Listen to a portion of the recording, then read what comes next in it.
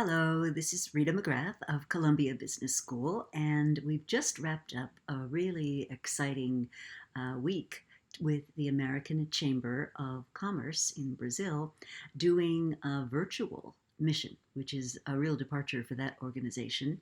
And I was absolutely delighted to be invited to spend 4 mornings in the week with 2 hour sessions running every day this week virtually with our colleagues from all over Brazil. And what we were studying was how to thrive in conditions of uncertainty. So, session one is really what I call Welcome to the New Strategy Playbook. And the New Strategy Playbook really is about 6 different changes that inform the way that we have to think about strategy today. So the first is we're going from stability to a sense of movement and change. We're going from disengagement from a business, so getting out of a business being rare and unusual and painful, to it being done in a healthy way. We're going from resources that are being held hostage by individual powerful leaders to resources being allocated across the whole portfolio of the organization. We're going from innovation being this weird, once in a while kind of thing, to innovation being much more of a proficiency. We're going from leaders who basically tell you what to do to leaders who are much more discovery driven. And finally, we're thinking about careers in a really different way. We call them tour of duty careers.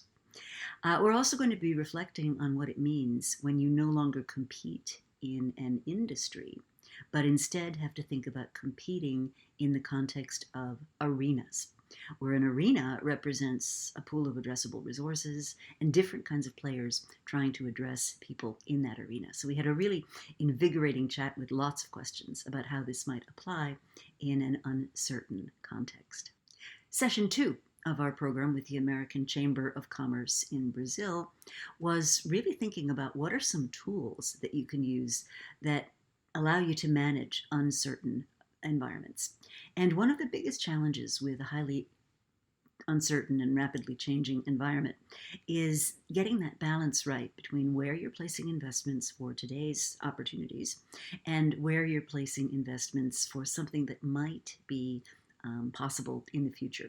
So I talk about the difference between present value type thinking, where you're really looking at what can I measure that's real and here and now, and option value thinking, where what I'm thinking about is what does the future hold. We also think a lot about planning to discover. I call this discovery-driven planning, and how we plan, but not a whole big long plan where you have so much uncertainty you really can't say too much, but planning to the next checkpoint or milestone, and then stopping and doing what I call race. Should we redirect? Should we accelerate? Should we simply continue? Should we exit? And the importance of being able to exit is that that's what gives you the real optionality in a given program. So the tools of uncertainty are particularly relevant right now because everybody's in uncertainty, and the tools of innovation can be incredibly useful as we think about what comes next, because it's highly unlikely what comes next is going to look a lot like what came before. The third session in my course with the American Chamber of Commerce in Brazil was really about how do you get early warnings of what might be happening, long before it's actually in your business and you can see it and detect it. And so the first framework that we went through is really looking at how you identify a time zero event and work backward into what the indicators are of a particular event becoming more or less likely. And then we talked about some practices that leaders can use to make sure that they're exposed at what I call the edges of the organization. And the watchword there is snow melts from the edges. So it doesn't present itself at headquarters in a neat and orderly way. What it does is it shows up in a weird customer interaction, or, gee, that was unusual. I don't know why that happened.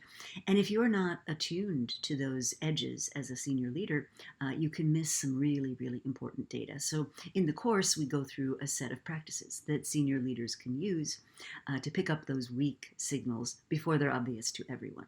Our fourth and final session together with the American Chamber of Commerce in Brazil was really about customers, and I call that competing in arenas.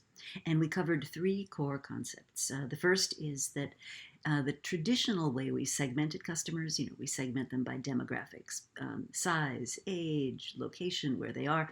It's easy to get data and it's reassuringly quantitative, but it doesn't really give you much insight into customer behavior. So we talk about behavioral segmentation. Then we look at trying to understand the whole chain of experience that the customer is going through, which coincidentally might involve them buying something from a company or other. And a couple of pitfalls are oftentimes people aren't really aware of the experiences their customers are going through, so that's the first big problem. Secondly, they don't see where the chain breaks down. And where the chain breaks down, the whole purchase transaction can stop. So, traditionally we thought about sales funnels. You start off at the top of the funnel with awareness, and then you have sort of sales popping out the bottom. What we're finding today in digitally intermediated environments, that there's no such thing as a funnel. There's just a continuous stream of experiences. And you have to be able to plug into those experiences if you're going to be successful in the future. Finally, we look at the issue that for different customer segments, they're going to have a very different perspective on the value of the attributes that are in your product or service offering. And to tease this out, I use a tool called the attribute map, which basically says some things at some point are going to be super exciting, but eventually those are going to become kind of taken for granted as usual. And some things which were very, very irritating eventually could come to be resolved, and that can really change the competitive playing field. So we look not just at the attributes at any given point in time, but we look at how they evolve dynamically. So it was a fabulous week with the American Chamber of Commerce in Brazil. I really enjoyed meeting the participants. They were active, they asked questions, they used the chat, and I really felt that they were going to take back and use in their companies what they had learned on their educational mission.